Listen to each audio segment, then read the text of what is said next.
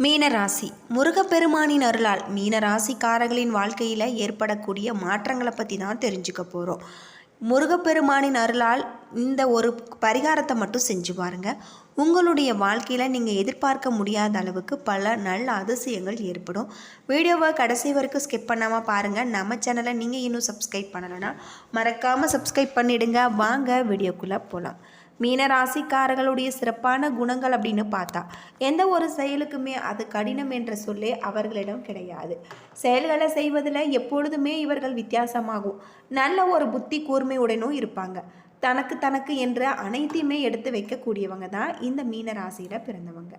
மீனராசியில் பிறந்தவர்களை பொறுத்தவரை குருவின் அதிபதியாக இருக்கக்கூடிய தனுசு ராசியை போல மீனராசியிலும் பிறந்தவர்கள் குணங்கள் சற்று மாறுபடக்கூடிய வகையில் தான் இந்த ராசியில் பிறந்தவங்க நற்குணங்கள் கொண்டவங்க. ரகசிய வாழ்க்கையை பற்றி யோசிப்பது கிடையாது.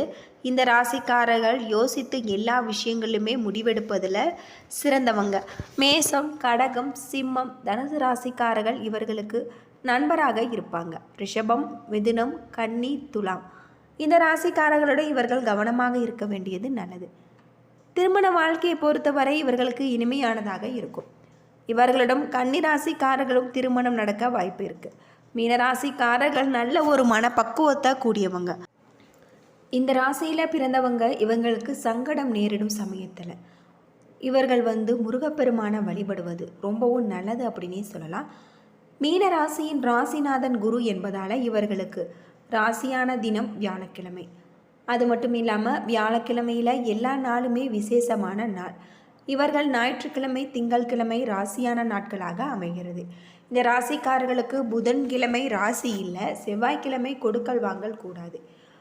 மீன ராசியில் பிறந்தவர்களுக்கு முருகப்பெருமானின் அருளால் உங்களுடைய வாழ்க்கையில் எப்படிப்பட்ட ஒரு மாற்றம் கிடைச்சிருக்கு அப்படிங்கிறத பற்றி நாம் முழுமையாக தெரிஞ்சுக்கலாம். மீன ராசியில் பிறந்தவர்கள் வியாபாரத்தில் கவனமாக இருக்க வேண்டும். அது மட்டும் இல்லாமல் உங்களுக்கு இந்த காலகட்டத்தில் பண வரவு ஓரளவு திருப்தி தருவதாக இருக்குது. வீண் செலவுகள் எதுவும் ஏற்படுவதற்கு இல்லை.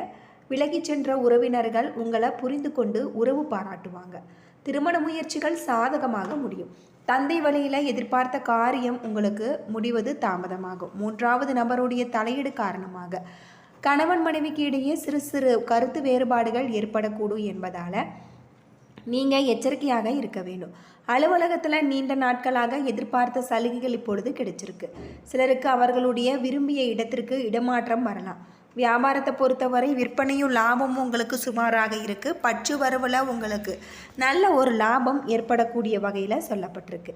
தொழிலில் இருக்கக்கூடிய அனைத்து விதமான பிரச்சனைகளுக்கும் இந்த காலகட்டத்தில் நல்ல ஒரு தீர்வு கிடைச்சிருக்கு. தொழில் நிமித்தமான பயணம் ஏற்படக்கூடிய வகையிலையும் உங்களுக்கு அமைஞ்சிருக்கு.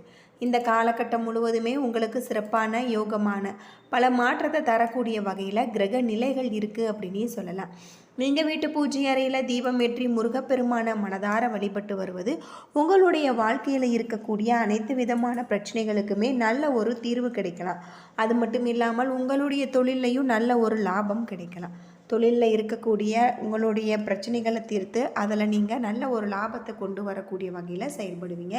இந்த காலகட்டம் முழுவதுமே முருகனின் அருள் உங்களுக்கு பரிபூர்ணமாக கிடைச்சிருக்கு அப்படின்னே சொல்லலாம். பொதுவாக மீன ராசியில் பிறந்தவர்கள் தொழில், வியாபாரம், குடும்பம் ஆகியவற்றின் தேவைக்கான பொருளாதார நிலையை நீங்கள் உயர்த்தக்கூடிய வகையில் கிரக நிலைகள் உங்களுக்கு அமைஞ்சிருக்கு. மீன ராசியில் பூரட்டாதி 4ஆம் பாதம், உத்திரட்டாதி, ரேவதி நட்சத்திரம் இருக்குது. இந்த காலகட்டம் முழுவதுமே உங்களுக்கு சிறப்பானதான தொழில் முறைகள் அமைஞ்சிருக்கு அப்படின்னே சொல்லலாம். உங்களுக்கு தன வாக்கு குடும்பஸ்தானத்தில் செவ்வாய், தைரிய வீரிய ஸ்தானத்தில் சூரியன், சுகஸ்தானத்தில் புதன், சுக்கிரன், பஞ்சம பூர்வ புண்ணிய ஸ்தானத்தில் குரு, ருணர் ரேகஸ்தானத்தில் கேது, அயன சைன போகஸ்தானத்தில் ராகு என கிரக நிலைகள் இருப்பதால் இந்த காலகட்டம் பணவரவு திருப்திகரமாக இருக்குது. எதிர்ப்புகள் நீங்களாம். சந்திரனுடைய சஞ்சாரம் புதிய தொடர்புகளை உங்களுக்கு உண்டாக்கும். பெண்கள் மூலம் நன்மைகள் உண்டாகலாம். வெளியூர் பயணம் செல்ல நேரிடலாம். விருந்து நிகழ்ச்சிகளில் கலந்து கொள்வீங்க. ராசியில் சஞ்சரிக்கக்கூடிய சனி உங்களுக்கு நல்ல ஒரு வருமானத்தை பெற்றுத்தருவார். சிலர் புதிய வீடு கட்டக்கூடிய பணியை தொடங்குவாங்க. உத்தியோகத்தில் இருப்பவர்களுக்கு பதவி உயர்வு தேடி வரும். ஆனால் கனவு தொல்லை உண்டாகலாம். நீண்ட நேரம் கண் விழிக்க நேரிடலாம். தந்தையின் உடல்நலனில் நீங்கள் கவனமாக இருக்க வேண்டும். சகோதரர் வகையில் உங்களுக்கு மன வருத்தம் ஏற்பட்டு நீங்கும். இந்த காலகட்டத்தில் திடீர் கவனம் உங்களுக்கு தடுமாற்றம் ஏற்படக்கூடியதாகும். உங்களுடைய தொழில் வியாபாரத்தில் ஈடுபட்டு இருப்பவர்கள் கடுமையான உழைப்பிற்கு பின்பு நல்ல பலன்களை பெறுவாங்க. குடும்பத்தினர் மூலம் உங்களுக்கு உதவிகள் கிடைக்கலாம். கணவன் மனைவிக்கு இடையே மகிழ்ச்சியான ஒரு சூழ்நிலை உருவாகக்கூடிய வகையில் சொல்லப்பட்டிருக்கு. கலைத்துறையில் பணம் வரத்து திருப்தி தருவதாக இருக்குது. அரசியல் துறையில் தேவையான உதவிகள் கிடைக்கலாம். மாணவர்களை பொறுத்தவரை கூடுதல் நேரம் ஒதுக்கி பாடங்களை படிப்பதன் மூலம் உங்களுடைய கல்வி நல்ல ஒரு முன்னேற்றத்துக்கு வரும். புரட்டாதி 4ஆம் பாதத்தில் பிறந்தவர்களுக்கு தொழில் வியாபாரத்தில் இருந்த போட்டிகள் குறையலாம். புதிய ஆர்டர்கள் பெறுவதில் தடுமாற்றம் உண்டாகும். எந்த ஒரு வேலையுமே முதல்ல கவனிப்பது என்று உங்களுக்கு குழப்பம் வரும்.